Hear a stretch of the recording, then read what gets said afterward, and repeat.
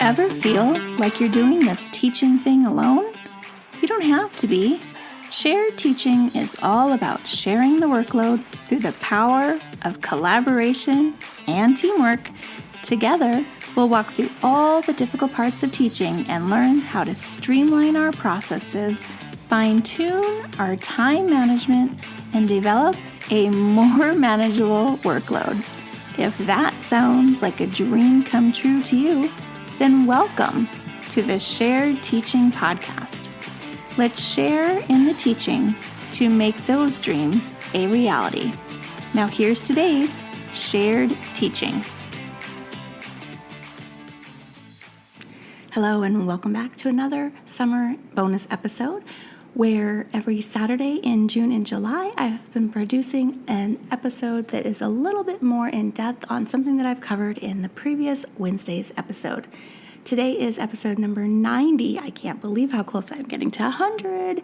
And we are talking about writing lesson plans and how to make it a system. And one of the best hacks to save time when you're writing lesson plans is to make it a system. Having a system in place makes writing your lessons go so much faster, especially we all know we have very limited prep. And some of us, unfortunately, have no prep at all. So welcome, my name is Susan, and this is the Shared Teaching Podcast. So the first thing I want to talk about when you are writing lessons is to think about the lesson plan format.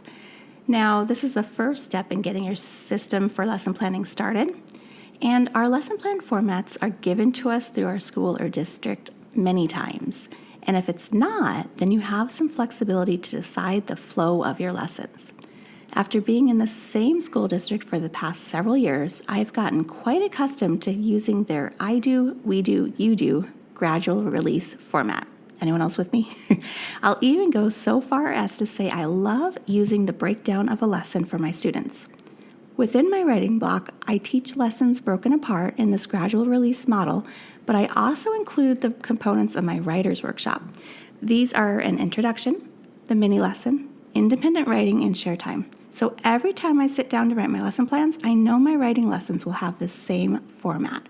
And then I try to keep it similar with my other subjects if I can. So my reading has a very similar format. And then science and social studies are usually different, but they have their own format as well. So I really want you to think of what are your building blocks, let's say, of your lesson plan, and then making sure you duplicate that every time you go to write your lessons. And it's going to make it so much easier and less time that you're thinking through what you have to do to make these lessons. Okay, the next thing is the content of writing your lesson plans.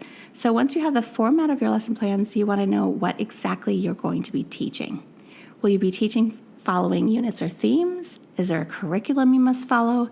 Determining the answers to these questions will help you decide on what you will be including for your lesson plan content. I like to teach my writing units by genre. So I have narrative writing, informative writing, and opinion writing. And I chose genre because it closely follows my state standards, which align with the Common Core standards as well.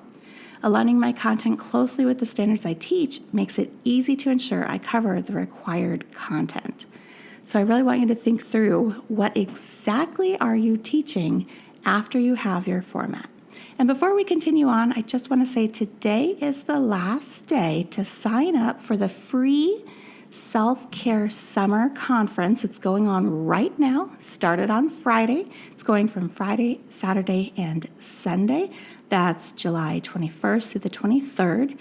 And today is the last day to buy the All Access Pass. So if you happen to miss Friday sessions and you're really interested in them, you can get an All Access Pass and you have access to that content Saturdays and Sundays more than the 24 hours that you have with the free pass. And then also you get amazing bonuses in the library when you buy an All Access Pass, including my fall writing centers for letter writing. So if you've been thinking about those and you're interested, you can get a free one just for getting the All Access Pass among a lot of other goodies. And then you also get the sessions in a podcast version, so you can just listen to them on the go, which I love. Okay, so we talked about lesson plan formats. We talked about content in your actual lessons. And now we need to talk about the delivery of your lesson plans.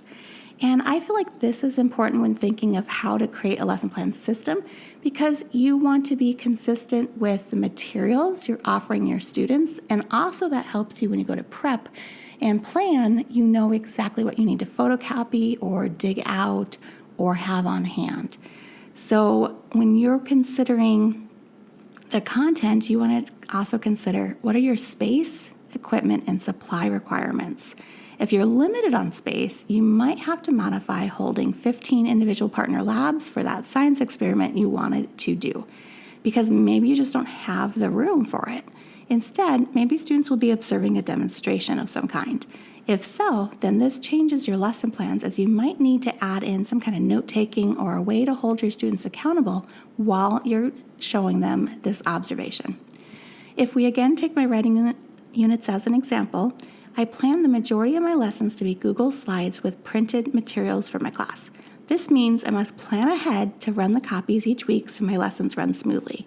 If my school limited my copies, I would have to factor that in to how I'm delivering my lessons because I don't want to plan for copies every single day of the week if I'm only allotted X number of copies from my school. And in fact, I'm usually given 2 copy boxes of paper for the entire school year. So I do have to kind of plan accordingly what I really need to copy. I don't want to just copy a lot of fluff and coloring pages or something for my students when I need it for something more. So keeping that in the back of your mind, and also maybe what kind of technology you do or do not have access to. Are you going to be able to get all the supplies that you need to do a really fun experiment? And I keep saying experiment because those are the ones that always take like all the random things, the balloons and the baking soda and the cornstarch and the flour and the water and the funnels and whatever else, right? So that's why I'm mentioning science, just because I know from experience, especially with first and second grade, you want to do that hands-on, but it does end up costing quite a bit of money. Okay, so last but not least, we're going to put this all into practice. And this is the last component of your lesson planning. You want to decide, or actually depending on the grade level and subjects you teach, this answer for what components you're going to include are going to vary pretty widely. For example, if you have limited time to teach social studies, you may only have the students work on an assignment every other day or even once a week. Other subjects such as math and reading might have daily assignments, as they should. For myself, it's important my students are writing every day, so I build this into our lesson routines. This might mean I keep my mini lessons very short and focused in order to incorporate a longer practice time at the end of my lesson. Students are also not cycling through every part of the writing process every single day, which helps save time for independent writing. When planning out your system for writing lesson plans, keep in mind that not every subject will have the same process. It's kind of what I mentioned just a few minutes ago. Math might look a lot different than science, and that's going to look a lot different from your writing lessons. But the closer you can keep the components of your lessons across the subjects consistent, the easier and faster your lesson plan writing will be because you will have developed a system for it. If you'd like to learn more about these 3 systems you should use in your writing block, then make sure to sign up for that Summer Self-Care Conference before it's over, because I am hosting a session on there today, actually. This is Saturday, that is all about the 3 systems you need in your writing block. And I have some goodies for you as well. So that is bit.ly/summer self, all one word, no spaces. If you're interested in looking for the link to sign up for that, you can also find it in today's show notes. So thank you so much for listening to today's episode, and tune in on Wednesday where I'll have an all new episode waiting for you. Bye for now.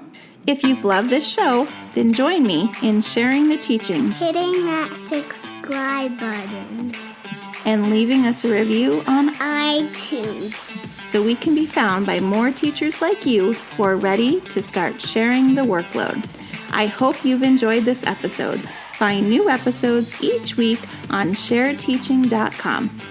Thanks for listening to the Shared Teaching Podcast.